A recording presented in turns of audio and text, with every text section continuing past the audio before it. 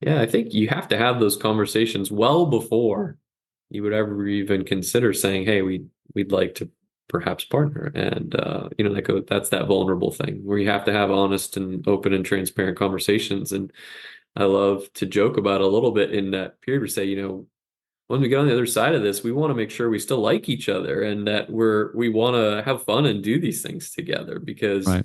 the worst thing that can happen is everybody ends on the other side of it and everybody's super salty about one thing or another. And, the only way you combat that is having that super transparent communication and you have those tough conversations at a time about, what is it specifically that you genuinely enjoy doing and what do you want to make sure you continue to do as we go forward and, what's really bogging you down and challenging you from a time and retention perspective. And if we could do these three things, geez, would you be able to be this far ahead? And more often than not, people say, wow, that would be amazing. And, we put a plan in place well before we'd ever get to that point.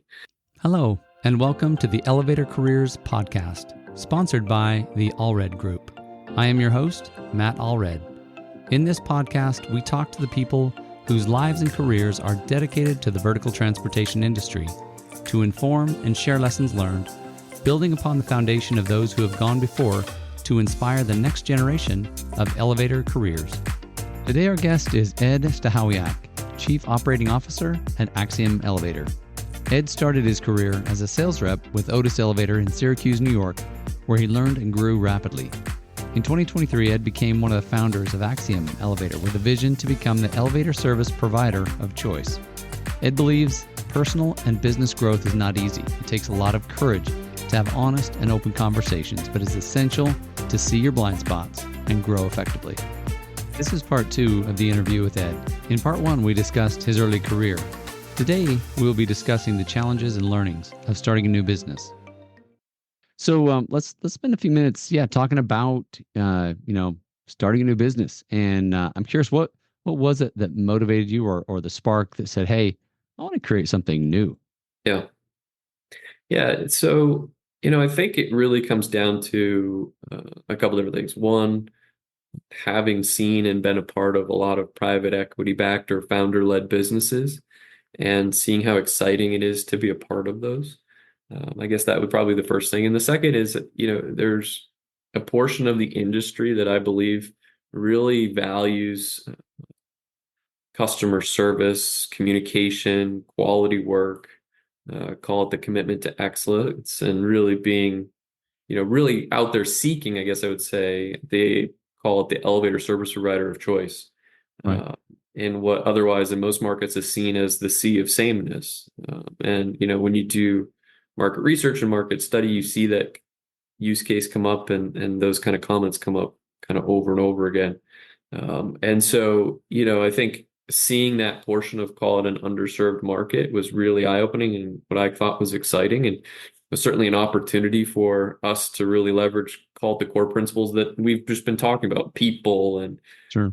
customers and perhaps adding a little bit of systems and technology and process and doubling down on things like safety and the core culture. Yeah. Tell me a little bit more about this underserved segment. What is it that kind of creates that, drives that, and what is that opportunity as you see it? Is there a big market, as it were?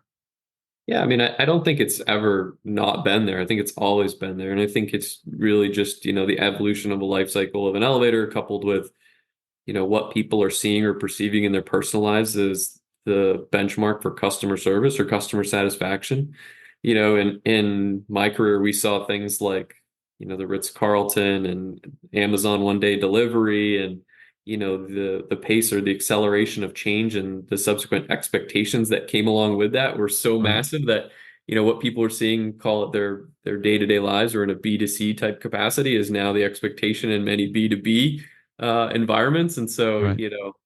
I think that challenge kind of pulls through and as a result of that in our industry what would be reasonable customer commonplace everything from response times to Sure. how fast you return an email or a phone call has all changed in a relatively short amount of time. And so I don't know if it's necessarily what's driving it in the industry. I think it's more macroeconomic forces and just the expectations, call it from a nationwide or just from a cultural standpoint across the country. And So, as a so result of it, oh, go ahead. Sorry. no, I'm just going to try to clarify. I think what I'm hearing you say is let's say 10, 20 years ago, before we had overnight delivery from, Amazon to groceries to instant messaging. I mean, there was an allowable time of reality. Hey, give me some Mhm. time and then I'll show up. And now it's like we're just expecting everything like right now.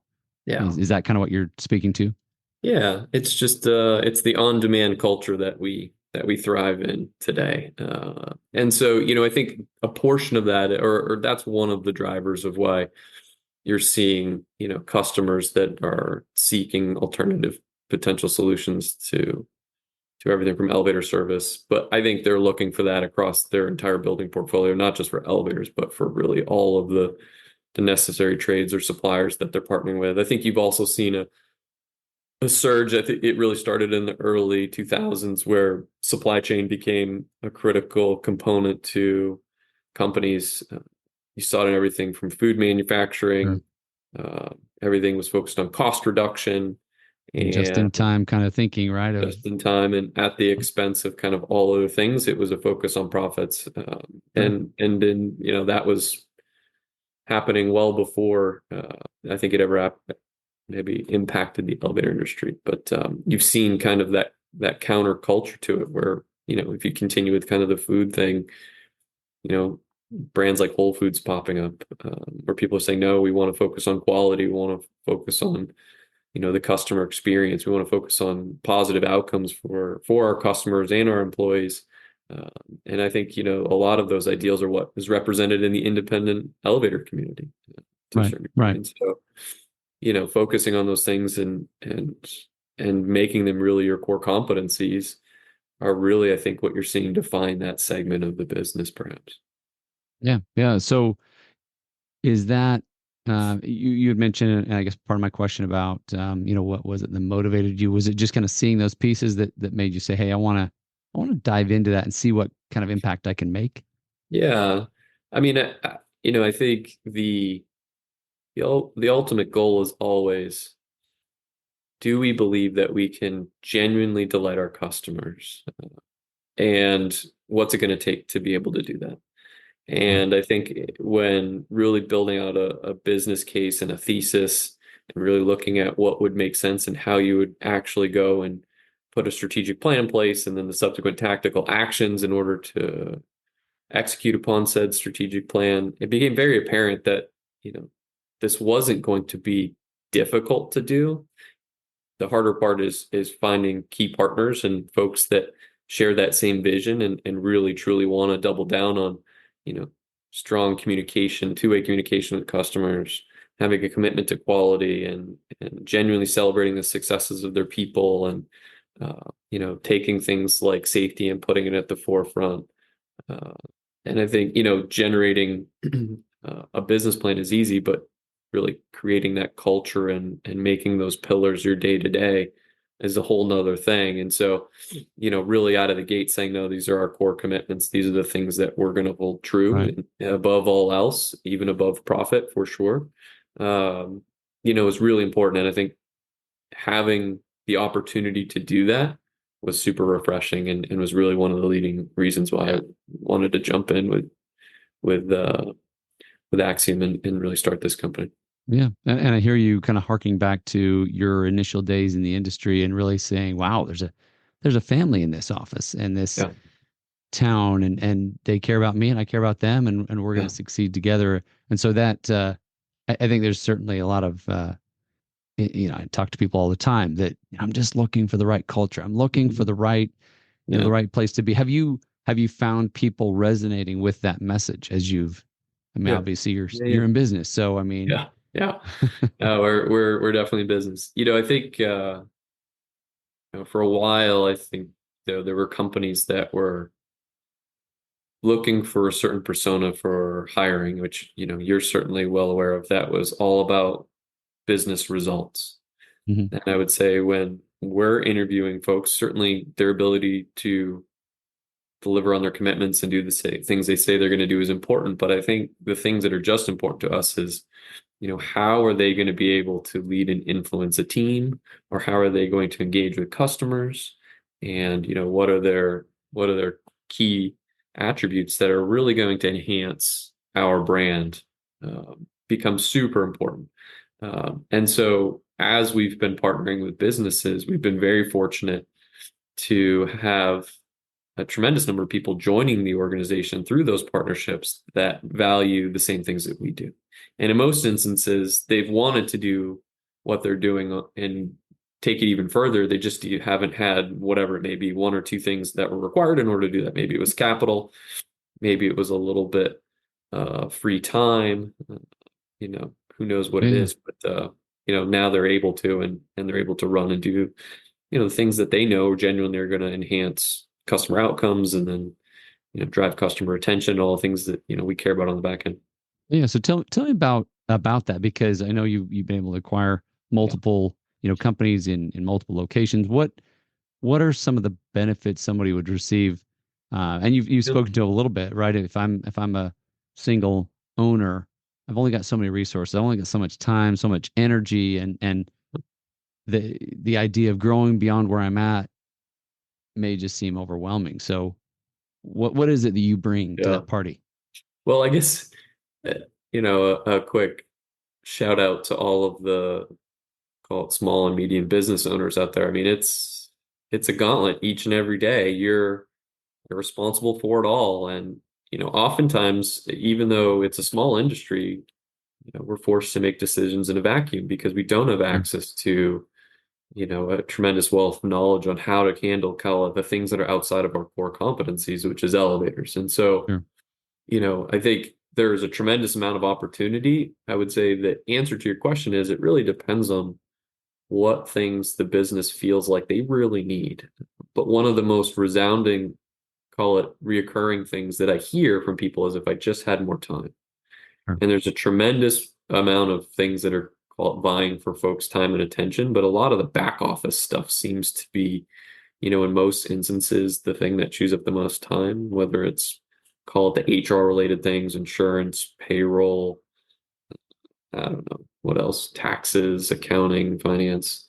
Yeah, Uh, like that's accounts just a, receivable. I mean, yeah, we it's need a to get. tremendous amount of time, and when you start a company, you're always excited about, call it, the frontline business, and excelling perhaps in the field. You forget that you have to manage your books, and find insurance and do kind of all the behind the scenes blocking and tackling. But that stuff just comes right off of folks' plate on day one, and if they so choose, and we are able to really help them navigate that. So that frees them up. And then I think really it comes down to everything from technology, tools, if in instance where they need systems or they want systems, which really enables them to have a better understanding of the business, which everybody Right, says, I don't need that stuff. And then they see kind of how it works and like, wow, I wish I would have had that forever ago. right. But I think those are things, and really kind of going back to that supply chain component and commercial growth. It's supplier management has been mission critical, especially through this post-COVID or COVID period, and making sure you're managing your projects properly and managing your supplier relations properly. I think for a long time, not just in our industry, but just in industry in general, there was this uh, procurement person LinkedIn profile that blatantly say, I'll save you 20 to 25% no matter what, and that was their Right. claim to fame and at all costs. But I think there's a better way to do it than just brute force, and it's really by driving connectivity with your suppliers and building relationships and having strategic backup plans across different component or sub-assembly type processes. But that's not something you can do if you're running a small business without a whole lot of help. Right, And right. so And like you say, time that you just don't have. So whether it's new systems, I mean, one of the things as a small business owner myself, it's like, hey, you can do, this and add AI, interfaces. And I'm like, okay, just the time to research it. I don't even yeah, have time to think about it a right, lot of times. And so, right. yeah, I can hear that echoing across, a business owner that, wow, if you can just take that off my mind and off my plate and do Mhm. that and just allow me to run my business the way I enjoy running it, then Yeah. yeah, that's compelling. And how would you describe kind of the partnership opportunity? Is it excuse me, is it essentially that you um, hey, business owner, you're running your business and we're kind of taking the back end, or what? Describe Yeah. that to me a little bit. I mean, I think the answer is we have a significant amount of flexibility. I think if you start with the end in mind with, look, our mission is to be the elevator company of choice in every market that we serve. And when there's people we see that are super close to being that company, but they just need a little bit of a catalyst or a little bit of an infusion of whatever it is, that subject matter expertise on whatever it is, artificial general intelligence or systems or tooling, or perhaps a little bit of capital to kickstart a portion of their business. Those things come into play. I think there's also, because of just the nature of the aging population in the markets that we're operating in today, there's a considerable amount of growth and an influx of people from the north to the southern, call Sure. it, swath of the United States. And so business has been significant, call it post-COVID, just based on population flows and population trends. And even if you had a sleepy business, regardless of industry, you've seen probably a significant surge, Sure. and that influx of business, whether you were hunting for it or not, comes with a whole lot of other challenges. And so while your business may have been good and you're able to manage, call it, the volume in the day to day with an ad hoc process or without, call it, some of that rigor, today, if your business is two, three, 4x, whether that be on any business line, it becomes incredibly difficult to manage. Right. Uh, and a lot of people don't feel comfortable and they struggle and they really need help. And so, I think there's a tremendous amount of opportunities. And I think you also see people that say, geez, I see other organizations around me having wild success and I don't know how they're doing it. I'm either getting later in my career and I want to make sure that I set up my team for success upon, Right. my exit into retirement in whatever time frame. And or you see people earlier, middle in their career where they say, geez, I'd really like to get that infusion of expertise and knowledge and skill and ability. But regardless of the reason, I think it's truly a partnership. And I go back to, what I said earlier, you got to get a little vulnerable through that process. And I think you have to on both sides of Right. that discussion. And, I like to share exactly what we've talked about, why we do this. And, I think the folks that, genuinely have bought into that are the ones that we've partnered with. And it's not just about making a quick buck. It's about delivering on our commitments and taking care of our people and making sure everybody gets home safe. And even if that means we got to spend more money in order to do Right. that. And so, I think it's exciting to see, and it's refreshing, I think, certainly for a lot of people probably to hear that, that does exist. And when you're operating in that small business environment, you probably don't hear that message very often outside of maybe the four walls of the Right. folks. Right. Well, when I hear you talking about, partnership, it's different in my mind from, I just hear people, well, I think they're going to sell and I'm going to have to jump ship, right? There's this fear, I think, in a Yeah, lot of people's minds of yeah, what does this mean? And is this going to destroy our little family that we've created? And yeah, am I going to be able to trust my boss? And so, how has, I don't know, what's kind of the, because again, I guess back to the partnership yeah, part, right? If the owner stays on, but he now has time to mentor. Talk to me a little bit through how you address yeah. that fear.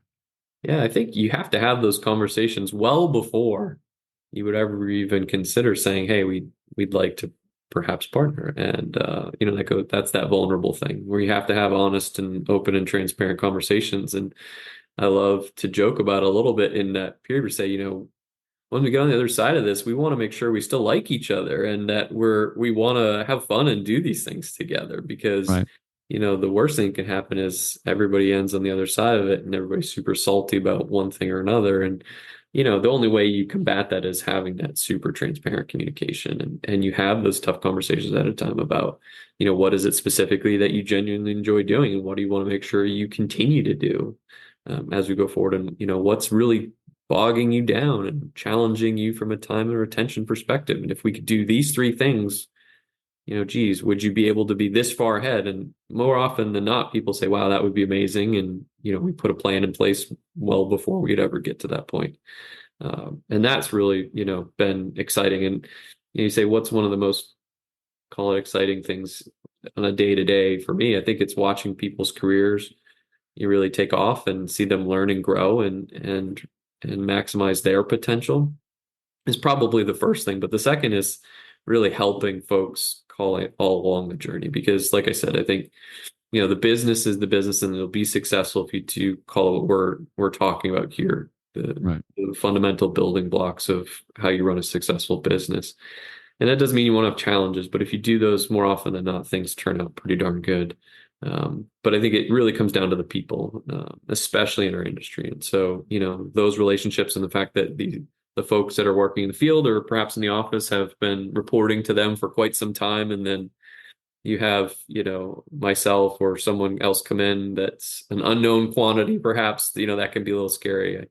I like to joke and say I'm 175 pounds soaking wet. I don't know how much damage I really can do here, guys, but I'll try my best. And we always have a good laugh about that. But at the end of the day, it's truly a partnership, and you have to talk through those things.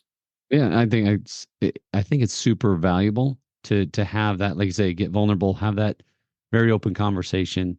Here's what we're about. If Yeah, it lines up, great. If it doesn't, great. I yeah, mean, you told me some time ago that a lot of these partnerships, they'll reinvest back in the company, stay with the company, and in that way. And I think that's what you were speaking to a minute ago about watch their career blossom, grow. They're now part of something bigger with some skin in the game.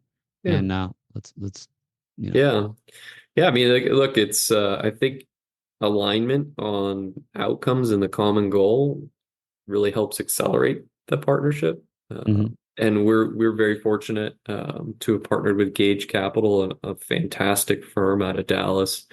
Unbelievable group of people have provided a tremendous amount of insight and really support the business.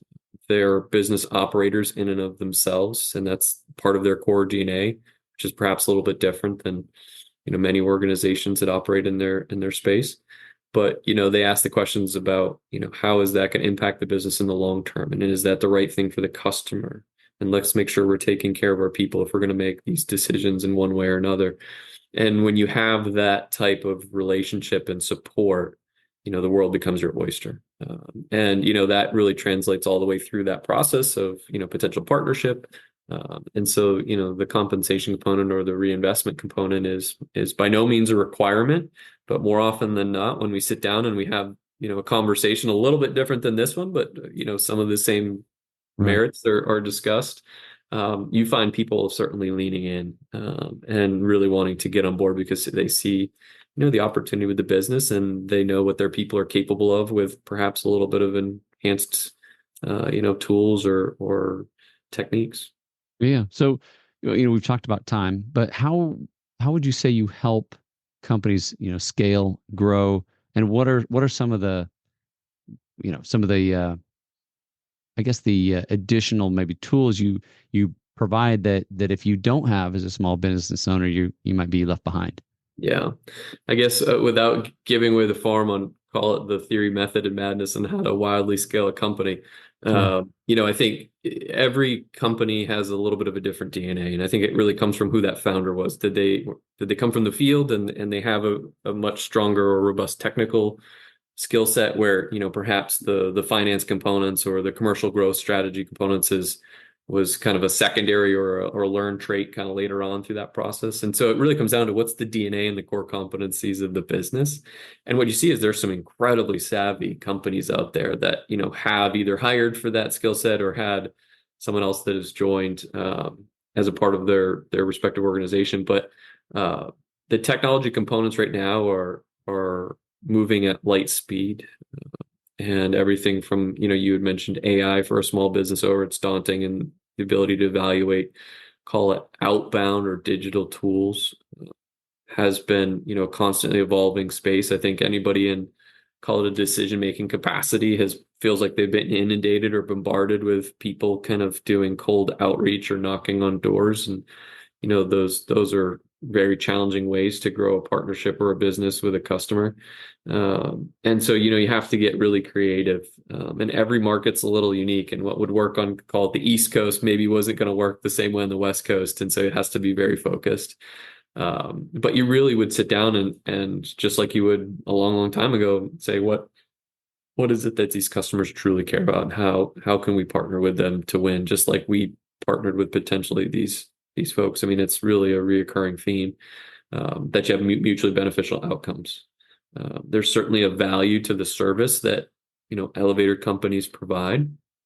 And oftentimes it's really hard to articulate that, as, you've seen that attempt for commoditization, and Sure. call it all professional building or professional construction trades.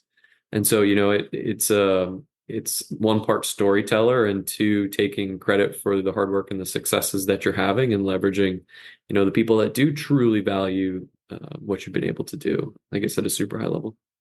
Yeah, yeah, yeah. Thank you. And I understand you can't give away the secret sauce per Yeah. se, but I Yeah. do see, especially as small business owners, there's a lot of, like I say, competing technologies. There's Yeah. new ways to leverage your offering or make you Mhm. more efficient in what you are offering, so that you're staying Yeah. competitive in the market. So very cool, very cool. Well, we're about out of time, so I wanted to just ask you what, I guess, just give me maybe some words of wisdom for that you want to share with holders in the industry. Yeah. Something maybe that you're witnessing in your experience. Yeah. You can take that in a lot of different directions, I guess. But, I guess a couple of things that really come to mind are one, don't be scared to invest in yourself, whether that's from a learning perspective or, like we talked about, taking on roles that enhance your ability for perhaps the future. I think, the second piece is, like we talked about, you have to be having those honest, open, and candid conversations with those around you, in order to really help navigate the day to day and to build trust and credibility with the folks that are either sitting alongside of you, above you, or perhaps if you have the privilege of leading them on a day-to-day basis. And, I think really the third thing is, it isn't, just about sales or customer experience, about operations. It truly comes down to the interrelatedness of all of the disciplines within a core business.